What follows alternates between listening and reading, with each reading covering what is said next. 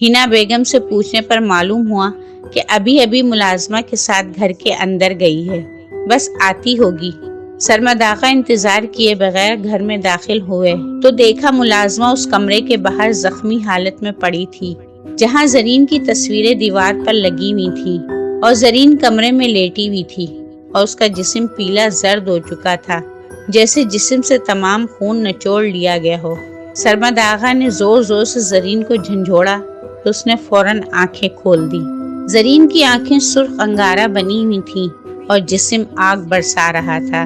सरमद आगा को देखते ही जरीन ने नजर झुका दी और नढाल सी दिखाई देने लगी, जैसे उसके अंदर गहरी टूट फूट हो रही हो। कुछ देर बाद वो उठकर बैठ गई। जरीन ने बताया कि मुलाजमा उसे बुलाकर यहाँ तक लाई और कहा कि वो एक तोहफा देना चाहती है जो इस कमरे में है। सरमद आगा की नजर दीवारों पर पड़ी तो देखा दीवारें बिल्कुल खाली थी, यहाँ जरीन की कोई तस्वीर नहीं थी। उन्होंने जरीन से पूछा, बेटा तुमने यहाँ कुछ देखा? मतलब कमरों में, दीवार पर या आसपास? जरीन के चेहरे पर एक हल्की सी मुस्कुराहट आई और साथ ही गायब हो गई। नहीं बाबा जान, यहाँ तो कोई भी नहीं था। जरीन बेटा, अब आप कभी किसी के बुलाने पर नहीं जाओगी जब तक आप मुझे या समझ चाचू को बता ना दो। 4 दिन आपने बहुत एहतियात करना होगी। बाबा आप बिल्कुल परेशान ना हो, मैं बहुत आराम से हूँ। मुझे फार्म हाउस से डर भी नहीं लगता, मैं खुश हूँ। आप बेफिक्र हो जाएं। मेरी बहादुर बेटी, मुझे बहुत फिक्र है तुम्हारी, अपना ख्याल रखना। सरमद आगा जरीन का हाथ पकड़कर बाहर सबके दरमियान ले आए। फंक्शन के दौरान समद आगा और सरमद आगा ने सलमान आगा को एक साइड पर ले जाकर पूछा, फार्म हाउस को इतना सजाने के लिए आपने कोई बंदा भेजा था क्या? सलमान आगा ने कहा, उन्होंने ऐसा कुछ नहीं किया, बल्कि मैं ये सोच रहा था कि इतना वक्त गुजर जाने के बाद भी फार्म हाउस इसी तरह खूबसूरत और नया क्यों लग रहा है, और यहाँ सब नया सामान रखकर काफी खर्चा किया होगा आप लोगों ने।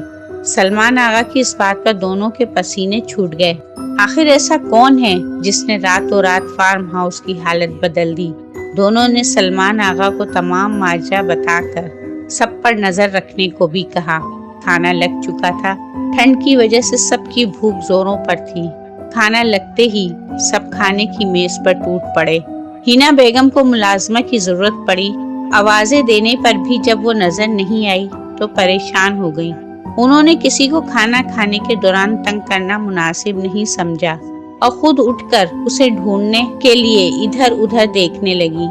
मुलाजमा को ढूंढते हुए वो जरीन के कमरे तक पहुंच गई तो इनकी सांस ऊपर की ऊपर रह गई और भागम भाग लॉन तक पहुंच गई। काफी देर अपनी सांस बहाल करने की कोशिश करती रही। इनके चेहरे का रंग उड़ चुका था, चूँकि साद, रजी, समद आगा और सरमद आगा हमा वक्त होशियार रहते थे। इन्होंने हिना बेगम की बदलती रंगत को देख लिया था। सरमद आगा ने हिना बेगम से पूछने की कोशिश की तो उन्होंने अनजान बनकर कह दिया कि ऐसा कुछ भी नहीं है, मुझे बस नींद और थकावट से चक्कर आ गए थे। सरमद आगा ने कहा, हिना बेगम मुझे क्यों लग रहा है जैसे आप कुछ छुपा रही हैं मुझसे। नहीं नहीं तो मैं भला आपसे क्या छुपाऊंगी।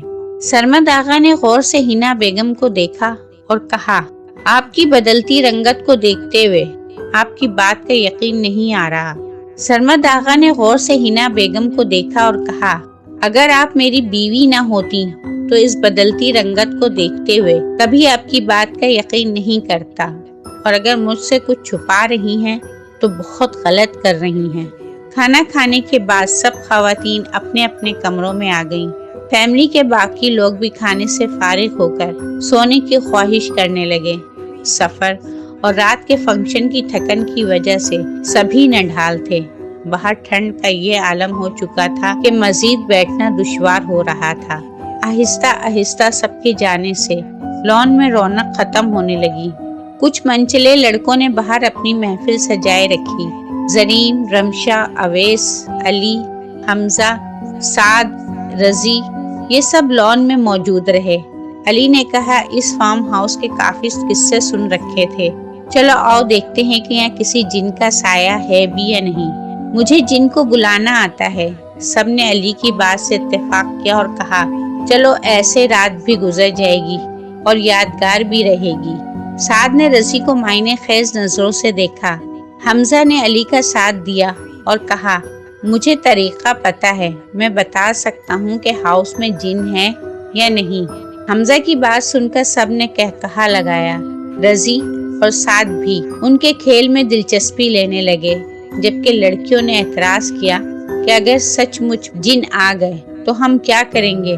अली ने कहा, हम तो शुगल लगा रहे हैं, कुछ नहीं होता, बस चुपचाप बैठी रहो और तमाशा देखो। हमजा ने जमीन से चंद हमवार पत्थर उठाकर ऊपर नीचे रखे। पत्थर ऐसे मुंतखब किए जो आसानी से गिर नहीं सकते थे और ऊपर नीचे बासानी रखे जा सकते थे। हमजा ने मुंह ही मुंह में कुछ पढ़ा और कहा, अगर यहाँ कोई जिन जात मौजूद है तो वो इन पत्थरों को गिरा देगा। चंद लम्हे बाद फिजा से एक पतंग कटकर आई और उन्हीं पत्थरों से जा टकराई और तमाम पत्थर बिखर गए। हमजा के इस खेल से सब ने खूब इंजॉय किया। जरीन के कहकहे फिजा में गूंज उठे। आज से पहले जरीन को इतना हंसता कभी नहीं देखा गया था। साद और रज़ी पत्थरों के गिरने से बहुत परेशान हो गए थे। हमजा का खेल सबके लिए मजाक, लेकिन रज़ी और साद के लिए इनकी परेशानी में मजीद इजाफा कर गया। हमजा ने कहा, चलो मजाक ही सही, पर मजा तो आया ना सबको। रमशा खौफ ज़दा हो गई और अपने भाई रज़ी का हाथ मजबूती से पकड़ते हुए कहा, हमजा ये सच भी तो हो सकता है ना, वरना सोचो इतने वीराने में इस वक्त जबकि सर्दियों के 1:30 बज चुके हैं, पतंग कहाँ से उड़कर आ सकती है। साद ने सबको गुस्से से अंदर जाने को कहा कि कल बारात है जरीन की और सबको जल्द उठना है, बहुत से काम निपटाने होंगे। दोनों ने अपनी मौजूदगी में सबको अंदर भेजकर तमाम बैरूनी दरवाजे बंद कर दिए। समद आगा ने सरमद आगा से कहा कि शुक्र आज पहला दिन खैरियत से गुजर गया और कोई नाखुशगवार हादसा रूनुमा नहीं हुआ। सरमद आगा ने कहा कि नाखुशगवार वाकया पेश आ चुका है, लेकिन मैंने किसी को कानो कान भी इस बात की खबर नहीं होने दी। समद आगा की आंखें हैरत से खुल गईं और बोले कि ऐसा क्या माजरा हुआ। सरमद आगा ने बताया कि जब जरीन मुझे कहीं नजर नहीं आई तो मैं खौफजदा हो गया था।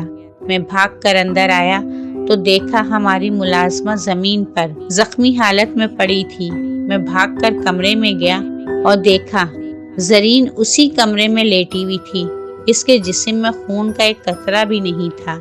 मुलाजमा की हालत तो बाहर देख चुका था और अब मैं यही समझ रहा था कि जरीन खुदा न खास्ता इस दुनिया में नहीं है। मुझे हैरत हुई ये देखकर कि मेरे एक मर्तबा बुलाने पर जरीन ने फौरन आंखें खोल दी और अब उस कमरे से जरीन की तमाम तस्वीरें भी गायब हो चुकी हैं। जब मैं बाहर आया तो मुलाजमा भी गायब थी। मैंने चारों जानिब घूम फिर कर भी देख लिया, लेकिन उसका नाम और निशान भी ना मिल सका। फार्म हाउस के दूसरे दिन का आगाज हो चुका था। सुबह ही सुबह सबको मुलाजमा की गुमशुदगी की खबर मिल चुकी थी, जिसकी वजह से सब लोगों में चेमगोइयां शुरू हो गईं। साद और रज़ी तमाम कार्रवाई से वाकिफ थे, लिहाजा उन्होंने यही बताया कि उसे किसी जरूरी काम की वजह से शहर वापस भेज दिया गया है। हिना बेगम को एक अजीब सी चुप लग चुकी थी, जैसे सरमद आगा वाज़े तौर पर महसूस कर रहे थे। सुबह नाश्ते के बाद सब बारात के इस्तकबाल की तैयारियां करने लगे। फार्म हाउस के मुलाजमीन इंतहाई खुश दिखाई दे रहे थे। मुलाजमीन में से किसी ने भी शादी के खाने को चखा भी नहीं। इस वक्त फार्म हाउस में काफी तादाद में लोग मौजूद थे। जगह बहुत खुली और कमरे बेशुमार थे। फार्म हाउस में सब कुछ मौजूद था। आज जरीन की निकाह की रस्म थी। बारात अपने टाइम पर ही पहुंच गई। सब ने बारातियों का शानदार इस्तकबाल किया। प्रोग्राम के मुताबिक निकाह की रस्म खाने से पहले ही अदा होनी थी और दूरी की वजह से आज की रात बारातियों को यहीं रुकना था और अगली सुबह सवेरे वापस चले जाना था। कुछ वक्त आराम करने के बाद दुल्हा के वालिद ने कहा, अब निकाह पढ़वा देना चाहिए। सबकी रजामंदी से मौलवी साहब ने कार्रवाई शुरू की। दुल्हा समी और दुल्हन को अलग अलग कमरों में बिठाया गया था। मौलवी साहब ने कहा कि वो सबसे पहले दुल्हन से रजामंदी लेना चाहेंगे और दुल्हन के कमरे तक पहुंच गए। इन्होंने जरीन से इजाजत ली تو وہ کھلکھلا کر ہنس پڑی۔ زرین کی یہ حرکت سب کو بے حد عجیب اور معیوب سی لگی۔ زرین کی اجازت لے کر مولوی صاحب نے نکاح شروع کر دیا اور آخر میں نکاح نامے پر زرین کے دستخط کروائے۔ زرین نے مختلف جگہوں پر خوشی خوشی دستخط کر دیے۔ مولوی صاحب زرین کے کمرے سے اٹھ کر دلہا کے کمرے میں آ گئے اور 6 کلمے اور کچھ دعائیں پڑھنے کے بعد سمی کو نکاح نامے پر دلہا والی جگہ پر دستخط کرنے کو کہا۔ سمی اور مولوی صاحب نے دیکھا جہاں دلہے نے دستخط کرنے تھے وہاں کسی اور کے دستخط نمودار ہو گئے اور سمی کے دستخط کرنے کی کوئی جگہ باقی نہیں تھی۔ سمی حیران اور پریشان ہو کر بولا، مولوی صاحب یہ کس کے دستخط ہیں؟ یہاں تو مجھے دستخط کرنے تھے۔ مولوی صاحب بھی پریشان ہو گئے کہ ایسا کب ہوا کہ کسی اور نے دستخط کر دیے۔ مولوی صاحب نے سوچا ہو سکتا ہے نکاح نامہ پر پہلے سے کسی نے سائن کیے ہوں اور میں نے دیکھا نہ ہو۔ انہوں نے زرین کے کمرے میں جا کر نئے فارم پر زرین سے دوبارہ سائن کروائے اور وہاں سے اٹھ کر دوسرے کمرے میں جہاں سب مرد حضرات بیٹھے تھے آئے اور جب دوبارہ سمی کو سائن کرنے کو کہا تو پھر سے وہی سائن دوبارہ نمودار ہو گئے۔ نکاح کی تقریب میں موجود سب لوگوں کو باری باری نکاح نامہ دکھایا کہ دلہن کے نکاح کے بعد یہ سائن کاغذ پر خود بخود نمودار ہو رہے ہیں، اور ایسا دوسری مرتبہ ہوا۔ تقریب میں شریک سب لوگوں نے نکاح نامہ کو باری باری دیکھنا شروع کر دیا اور پریشان ہو گئے کہ کیا ماجرا ہے۔ نکاح نامے کی روح سے تو زرین کا نکاح اس سائن والے سے ہو چکا ہے، اور مولوی صاحب نے حیرانی سے کہا، ایسا 1 مرتبہ نہیں 2 مرتبہ ہوا ہے اور زرین کسی اندیکھی مخلوق کے نکاح میں آ چکی ہے۔